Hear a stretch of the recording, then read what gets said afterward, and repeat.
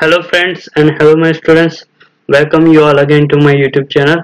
I am Yuvraj Joshi from Baroda High School ONGC secondary section.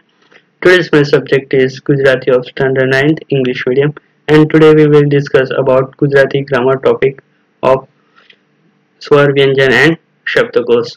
So let's start learning.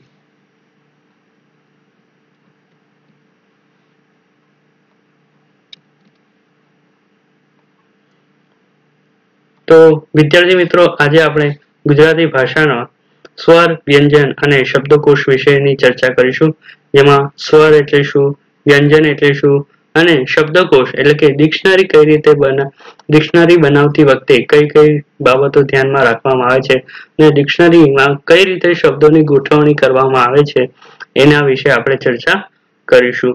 તો આ વિદ્યાર્થી મિત્રો, આ ટોપિક તમને ધોરણ 9માં ભણવામાં આવે છે. જ્યારે તમે ભવિષ્યમાં આગળ કોઈ કોમ્પિટિટિવ એક્ઝામ આપશો ત્યારે આ જ વસ્તુ તમને ત્યાં પણ જોવા મળશે કે પરીક્ષામાં એવો પણ પ્રશ્ન પૂછવામાં આવે છે કે નીચે આપેલા શબ્દોને શબ્દકોશ પ્રમાણે તમારે ગોઠવવાના રહે છે. બરાબર? તો આ ટોપિક તમને અહીંયા પણ કામ આવશે અને ભવિષ્યમાં પણ આ તમને કામ આવશે. તો કે આનું નોલેજ હોવું ખૂબ જરૂરી છે. તો આ જાણવા માટે સૌ પહેલા તો આપણને કક્કો આવડવો જોઈએ, કક્કાનું જ્ઞાન હોવું જોઈએ. કક્કા પછી બારાક્ષરી, સ્વર, વ્યંજન આ બધાનું જ્ઞાન હોવું જરૂરી છે. તો આપણે સૌ પ્રથમ સ્વર વિશે ચર્ચા કરીશું, ત્યારબાદ વ્યંજન પછી શબ્દકોશ પ્રમાણેના કક્કા વિશે ચર્ચા કરીશું, પછી શબ્દકોશ પ્રમાણે સ્વરોની ગોઠવણીની ચર્ચા કરીશું, પછી એ પ્રમાણે કક્કા બારાક્ષરીની ગોઠવણીની ચર્ચા કરીશું. ત્યારબાદ આપણે અલગ અલગ પ્રકારના ઉદાહરણો વિશે આપણે ચર્ચા કરીશું. તો શરૂઆત કરીએ આપણે સ્વરથી. તો કે સ્વર વ્યંજન. તો મિત્રો, તમે ઇંગ્લિશ આલ્ફાબેટ જાણો છો, તમને થશે કે આ કેવો સવાલ છે. પણ હવે તમને કોઈ એમ પૂછે કે ગુજરાતી કક્કો જાણો છો તો તમે માથું ખંજવાળવા લાગશો. સાચી વાત છે કે અત્યારે મોટા લોકોને એટલે કે ભણી ગયેલા લોકોને પણ જો તમે કક્કો પૂછશો તો એમને પણ કક્કો સારી રીતે જાણતા નહીં હોય. તો સ્વાભાવિક છે કે તમે પણ માથું ખંજવાળવા લાગો. બરાબર? કારણ કે હજી તો આપણે ધોરણ 9માં ભણીએ છીએ. તો પ્રાઇમરી સેક્શનમાં પણ કદાચ એટલે કે પ્રાઇમરી વિભાગમાં એટલે કે પ્રાથમિક વિભાગમાં પણ જો કદાચ તમને સારી રીતે કક્કા અને બારાક્ષરીનું જ્ઞાન ન થયું હોય તો તમને પણ કે કક્કો જાણી શકો નહીં. એટલે કે અને તમને પણ એમ થશે કે હવે કક્કો ન આવડે તો શું ફરક પડે. બરાબર? તો કે ફરક પડે છે કે તમને કોઈ શબ્દ ન આવડતો હોય ત્યારે તમે શું કરો કે ડિક્શનરી જો. બરાબર? અંગ્રેજીમાં કે ગુજરાતીમાં કોઈ પણ શબ્દ તમને આવડતો ન હોય તો તમે જ્યારે ડિક્શનરી કરો ત્યારે તમે કઈ રીતે એને શોધ કરો? તો કે અહીંયા દાખલા તરીકે અહીંયા ઓથોરાઇઝેશન એવો શબ્દ આપે છે. તો કે હવે એનો અર્થ જાણવા તમારે શું કરશો પહેલા? તો કે પહેલા એ અ થી શરૂ થાય છે તો આપણે એ સિરીઝના જે શબ્દો છે એ સિરીઝના શબ્દો જોઈશું. બરાબર? તો એ સિરીઝ પછી ઓથોરાઇઝેશન કયા અક્ષરોથી બનેલો છે એ અક્ષરોને જોઈશું. તો કે એ થી શરૂ થયો છે તો આપણે બી થી પછી એની પછીનો બી હોય એ નહીં જોઈએ. તો હવે પછી આપણે જોઈશું યુ થી શરૂ થતો યુ અક્ષરો વાળા હોય શબ્દ એ જોઈશું. બરાબર? પછી ટી, પછી એચ, પછી ઓ, પછી આર, એવી રીતે જેવી આગળ એવી સમાન અક્ષર આવી રીતે અક્ષરો વાળા શબ્દને જોઈશું તો આપણને એનો અર્થ મળી જતો હોય છે. તો એમ તમે મૂળ શબ્દ તરફ આગળ વધશો. બરાબર? હવે જો તમારે ગુજરાતી શબ્દનો અર્થ શોધવો હોય તો તમે શું કરશો? સેમ એ જ પેટર્ન એ પ્રમાણે તમે એને ફોલો કરીને તમે એનો શબ્દ ઓળખી શકો. બરાબર? કે કોષના એક પાના તો ઉથલવાય નહીં. બરાબર? એટલા માટે તમારે આ ક્રમ ખબર હોવો જોઈએ, શબ્દનો ક્રમ ખબર હોવો જોઈએ. અને શબ્દનો ક્રમ ખબર જાણવા માટે એના જ્ઞાન માટે તમારે કક્કો, બારાક્ષરી, સ્વર, વ્યંજન, કક્કો, બારાક્ષરી એનું પણ તમને જ્ઞાન હોવું જરૂરી છે. તો આપણે ફરીથી એક વખત નજર નાખીએ કક્કો, બારાક્ષરી અને સ્વર વિશે. તો કે અહીંયા પહેલા સ્વર અને વ્યંજન એટલે શું? તો કે સ્વર અને વ્યંજન તો કે ભાષાના નાનામાં નાના એકમ ધ્વનિ જે છે એને ધ્વનિ એટલે કે અવાજને સ્વર અને વ્યંજન કહેવામાં આવે છે. ધ્વનિ એ ભાષાનો નાનામાં નાનો ઘટક છે. તો આપણે જે પણ ભાષા બોલીએ છીએ તે કઈ રીતે બને છે તો કે વાક્યોથી બને છે. વાક્યના સમૂહથી એટલે કે પેરેગ્રાફથી ભાષા બનતી હોય છે. તો એ વાક્ય શેનું બનેલું હોય છે તો કે વાક્ય શેનું બનેલું હોય છે? પદોનું બનેલું છે. અલગ અલગ પદો. અને એ પદો શેના બનેલા હોય છે? એ પદ એ શબ્દોના સમૂહથી બનતા હોય છે. પદ શેનાથી બનેલા હોય છે? શબ્દોના સમૂહ વડે બનતા હોય છે. એટલે કે શબ્દોના સમૂહને પદ કહેવામાં આવે છે અને પદના સમૂહને વાક્ય કહેવામાં આવે છે. અલગ અલગ શબ્દોનો સમૂહ હોય એ શબ્દના સમૂહને પદ કહેવાય છે. એ શબ્દો શેના બનેલા હોય તો કે અક્ષરોના બનેલા હોય. બરાબર. તો એ અક્ષરોના સમૂહને શબ્દ કહેવાય, શબ્દોના સમૂહને પદ કહેવાય, પદના સમૂહને વાક્ય કહેવાય અને વાક્યના સમૂહને પેરેગ્રાફમાં આપણે એને લખતા હોય છે અને એને ભાષા તરીકે ઓળખવામાં આવે છે. તો કે જે એ અક્ષરો જે છે એને આપણે ધ્વનિ કહીએ છીએ. ધ્વનિ એટલે કે અવાજ. બરાબર. તો કે પહેલાના જમાના આદિમાનવો જે હતા એ સ્વતંત્ર રીતે અવાજ કરતા હતા. એને કોઈ પેટર્ન હતી નહીં કે આ પર્ટિક્યુલર આ અવાજને આ અ કે આ કે ઈ કે જ કે મ કે પ એવું કે એવું કઈ ખબર હતી નહીં. પણ ધીમે ધીમે કે એ અવાજને લેખિત સ્વરૂપમાં આપવામાં આવ્યું. ચોક્કસ સ્વરૂપો આપવામાં આવ્યા. એટલે કે એ લેખિત સ્વરૂપમાં આવ્યા અને એ ધ્વનિઓને ચોક્કસ પ્રકારમાં મૂકવામાં આવ્યા અને તેને અલગ અલગ વર્ગમાં મૂકવામાં આવ્યા. જેને આપણે બે ભાગમાં વિભાજિત કરેલા છે સ્વર અને વ્યંજન. તો હવે આપણે સ્વર વિશેની ચર્ચા કરીશું. તો કે સ્વર એટલે શું? તો કે મુખમાં એટલે કે મોઢામાંથી ઉચ્છ્વાસ વાટે એટલે કે જ્યારે આપણે બોલીએ શ્વાસોશ્વાસની ક્રિયા પ્રમાણે જે અવાજ નીકળે છે ત્યારે એ અવરોધ કે ઘર્ષણ વિના કોઈ પણ અવરોધ એટલે કે અ બોલતી વખતે આપણને કોઈ પણ પ્રકારનો અવરોધ કેવું લાગતો નથી. બરાબર. ઘર્ષણ વિના જે ધ્વનિ પસાર થાય છે તે ધ્વનિ એટલે કે વર્ણ ઘટકને સ્વર એટલે કે વોવેલ્સ કહેવામાં આવે છે. બરાબર. બીજી ડેફિનેશન જોઈએ તો કે જે અક્ષરોનું ઉચ્ચારણ બીજા કોઈ પણ અક્ષરોના ઉચ્ચારણોની મદદ વિના સ્વતંત્ર રીતે થાય તે અક્ષરોને સ્વર કહેવાય છે. એટલે કે એ અક્ષરોના ઉચ્ચારણમાં કોઈ બીજા અક્ષરોને ઉચ્ચારણની મદદની જરૂર હોતી નથી. એટલે કે સ્વર કેવા છે? સ્વતંત્ર છે.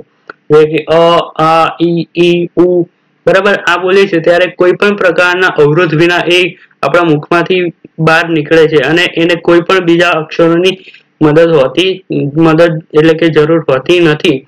એટલે કે અક્ષરો એવા અક્ષરો કે શું કહેવાય છે? સ્વર કહેવાય છે. તો કે સ્વરની સંખ્યા કેટલી છે?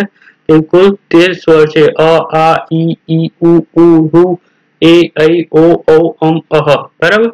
તો આ સ્વરોને પાછા પણ બીજા બે ભાગમાં વહેંચવામાં આવ્યા છે. એક હ્રસ્વ સ્વર અને દીર્ઘ સ્વર. હ્રસ્વ સ્વર એટલે અ ઈ ઉ ઋ. બરાબર. હ્રસ્વ સ્વર એટલે કે જે અક્ષર બોલતી વખતે ઓછામાં ઓછી શક્તિનો ઉપયોગ થાય એને શું કે હ્રસ્વ કહેવાય. અને દીર્ઘ એટલે જે અક્ષર બોલતી વખતે વધારે શક્તિનો ઉપયોગ થાય, બોલવાની શક્તિનો વધારે ઉપયોગ કરવામાં આવે એને દીર્ઘ સ્વર કહેવાય છે. જેમ કે હ્રસ્વ સ્વર છે તો કે અ ઈ ઉ ઋ. સામાન્ય રીતે આપણે સિમ્પલ રીતે આપણે બોલી જતા હોય.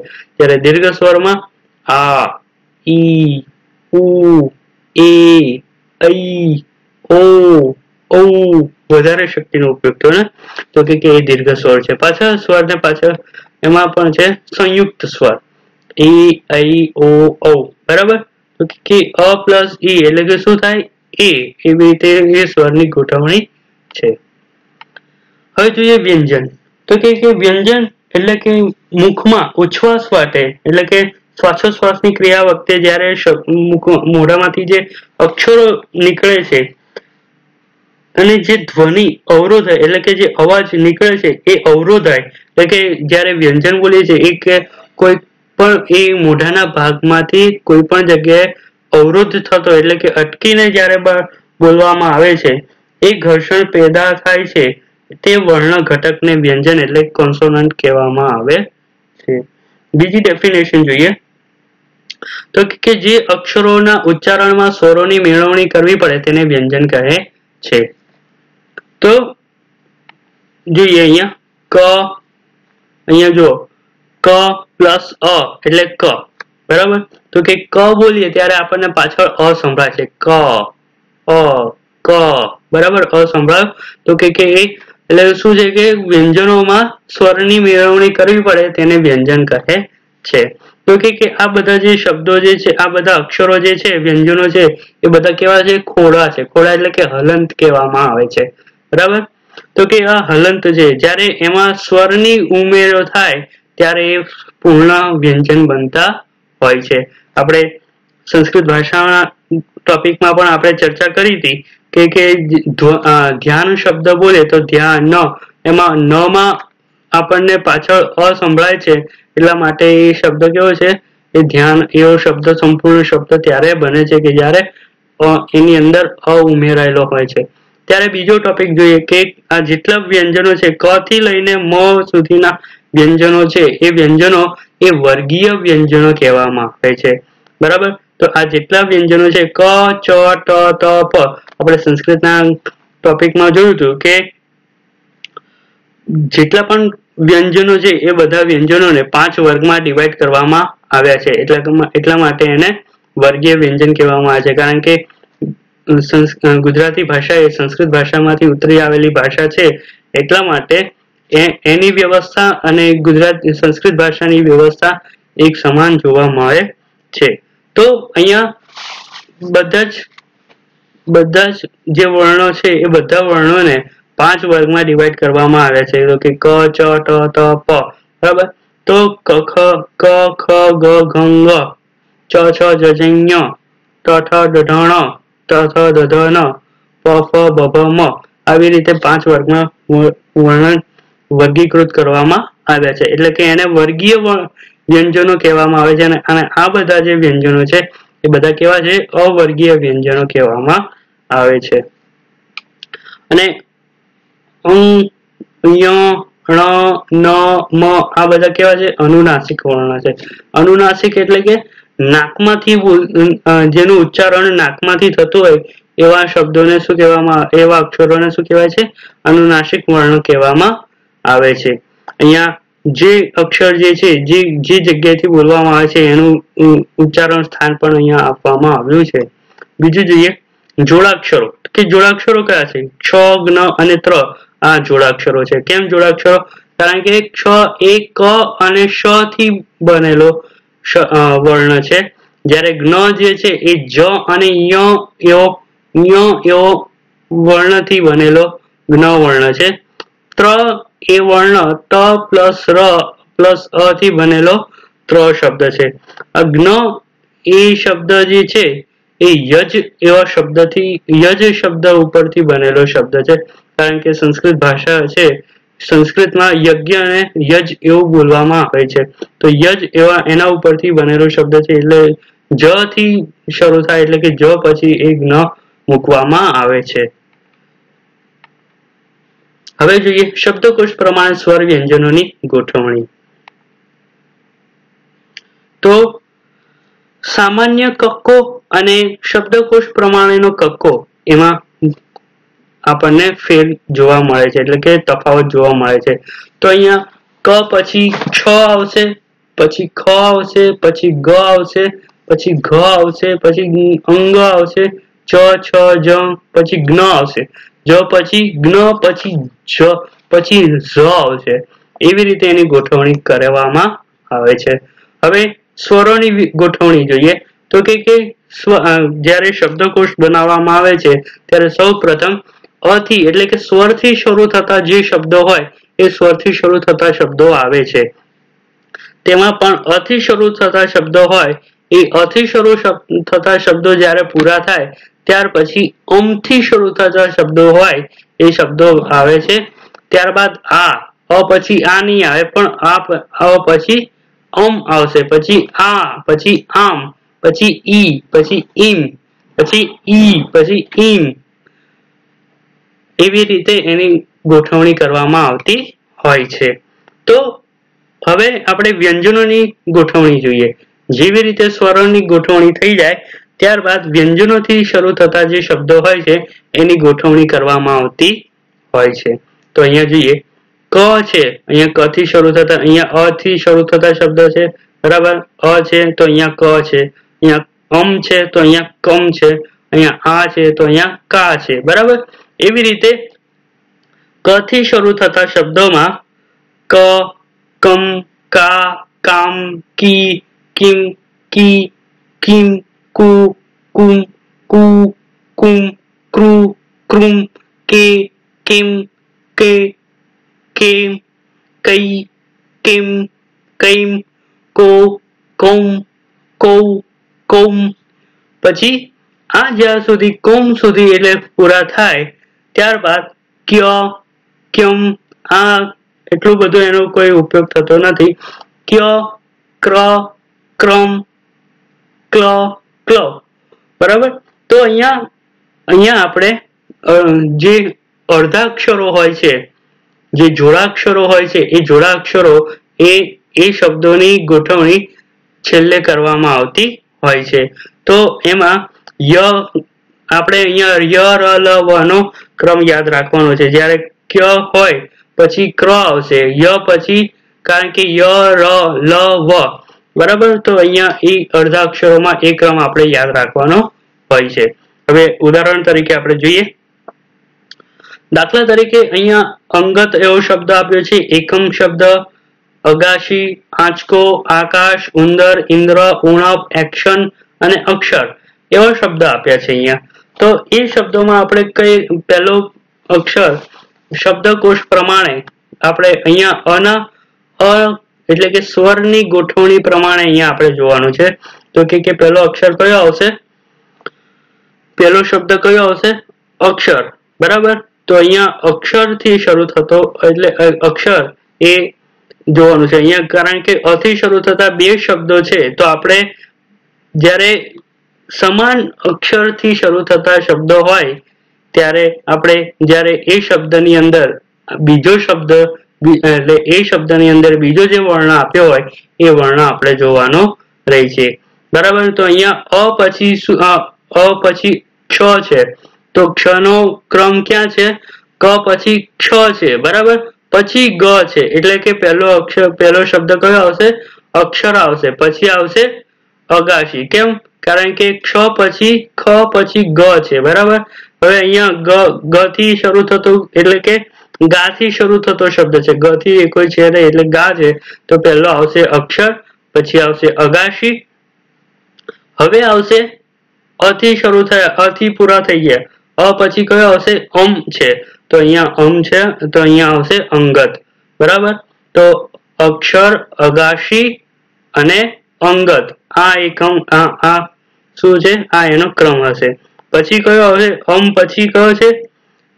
આ આવશે, અમ પછી આ છે, તો અહીંયા આકાશ એ શબ્દ આવશે। આકાશ પછી કયો આવશે?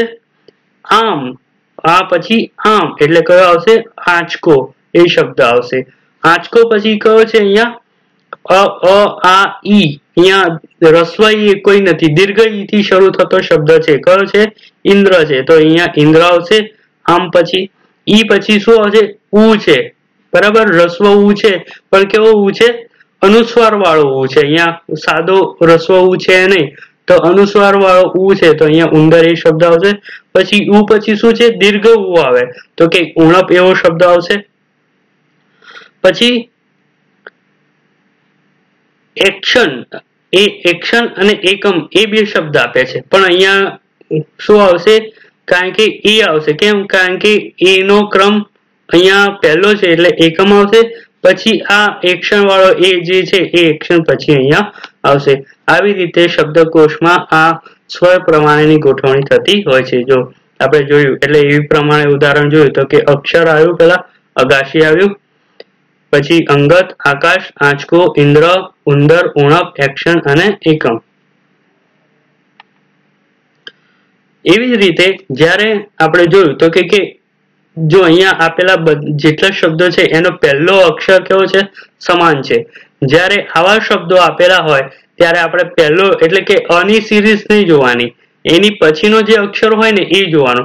તો અહીંયા અ પછીનો જે છે ગ છે, અહીંયા અણ છે, અહીંયા તી છે, અહીંયા ગા છે, ખ છે, ઢ છે, એ બધા શબ્દો આપણે જોવાના રહેશે। જો આમાં પણ સમાનતા હોય તો એની પછીનો જે શબ્દ આવતો હોય એ આપણે જોવો, એ પછીનો જે અક્ષર આવતો હોય એ અક્ષરને આપણે જોવાનો રહે છે. તો અહીંયા પહેલો શબ્દ કયો આવશે? અખતરો. કેમ અખતરો આવશે? કારણ કે અ પછી ખ, તો એ વ્યંજનની સિરીઝમાં ખ, એ અહીંયા ક એ કોઈ ક થી શરૂ થતો એ કોઈ શબ્દ છે નહીં, ક્ષ થી શરૂ થતો એ કોઈ અક્ષર નથી, ખ થી શરૂ થતો અક્ષર છે, એટલે અ પછી કયો આવશે? અખતરો. એટલે ખ છે એટલે કે કયો શબ્દ આવશે પહેલો? અખતરો. ત્યારબાદ કયો આવશે? અગવડ. કેમ અગવડ આવશે? કારણ કે અ પછી ખ પછી કયો હવે? ગ છે. વ્યંજનોની જે સિરીઝ છે એમાં ગ છે, તો એ ગ આવશે. પછી ગ પછી અહીંયા પાછું જોવાનું કે ગ પછી શું આવે? ગ પછી ગા. એવી રીતે ક પછી કમ, પછી કા, પછી બરાબર, એવી રીતે ગ પછી ગા, ગ ગા, બરાબર. ગ એટલે અગાશી એ શબ્દ આવશે. અગાશી પછી કયો શબ્દ આવશે અહીંયા? અઢળક, સોરી, અગવડ એ શબ્દ આવશે. અગાશી પછી અડધું એ શબ્દ આવશે. કેમ? કારણ કે અહીંયા ગ પછી ડાયરેક્ટ ડ શબ્દ આવે છે. ક ખ ગ ઘ ङ ચ છ જ ઝ ઞ ટ ઠ ડ, બરાબર. ગ પછી સીધો આવશે ડ, તો અ પછી ડ એટલે કે અડધું એવો શબ્દ આવશે. અડધું પછી આવશે અઢળક. ટ ઠ ડ ઢ, ટ ઠ ડ, ડ પછી શું આવે? ઢ આવે, તો કે અઢળક એ શબ્દ આવે. અઢળક પછી આવશે અણગમો. ટ ઠ ડ ઢ અણ, તો અહીંયા આવશે અણગમો. અણગમા પછી શબ્દ આવશે ત. ટ ઠ ડ ઢ ણ, ત થ દ ધ ન, એટલે અહીંયા આવ્યો ત.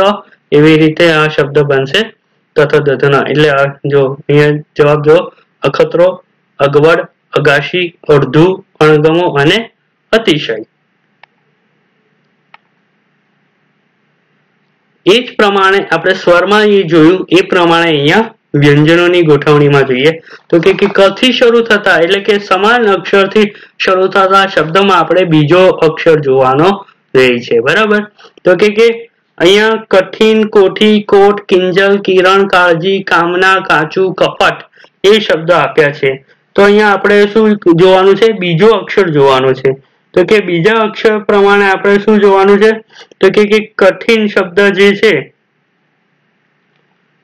તો અહીંયા કઠિન એ શબ્દ પહેલો આવશે કારણ કે ક થી શરૂ થતો હોય છે, બરાબર.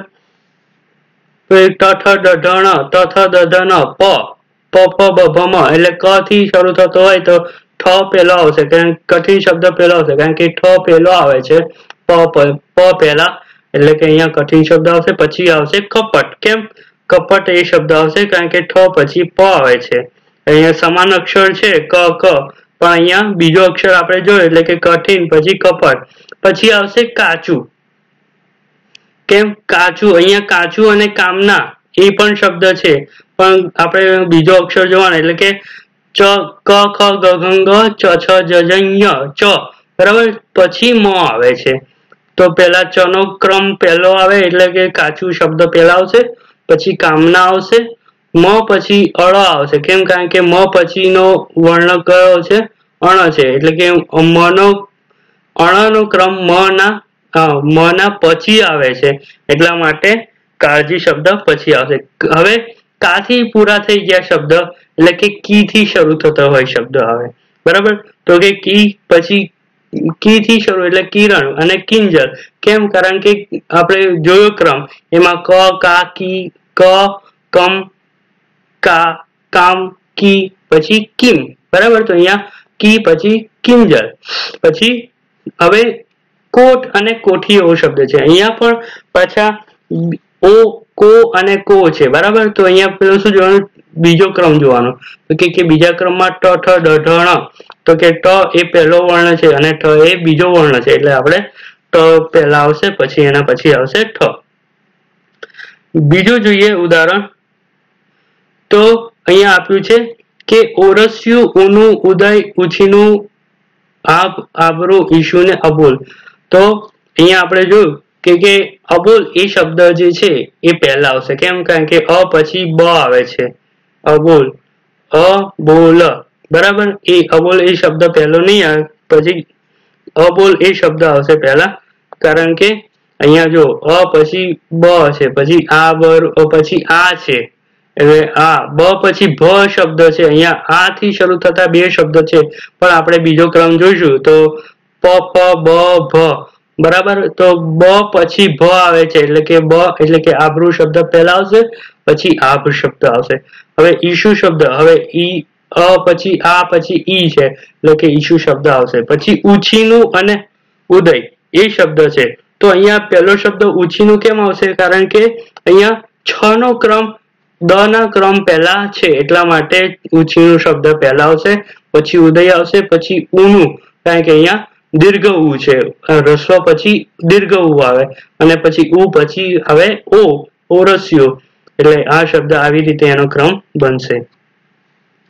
હવે અહીંયા બીજો ક્રમ આપ્યો છે હળ, પાણી, ગુજરાત, ખુરશી, ક્ષણ, સસલું, તેલ, ગરમ, ખનીજ, કોળિયું, બરાબર. આ અહીંયા એનો ક્રમ આપ્યો છે, તો હવે આપણે એને જોઈશું ક્રમ પ્રમાણે. ક પહેલો શબ્દ આવશે તો કે કોળિયું, કારણ કે ક થી શરૂ થાય છે, બરાબર.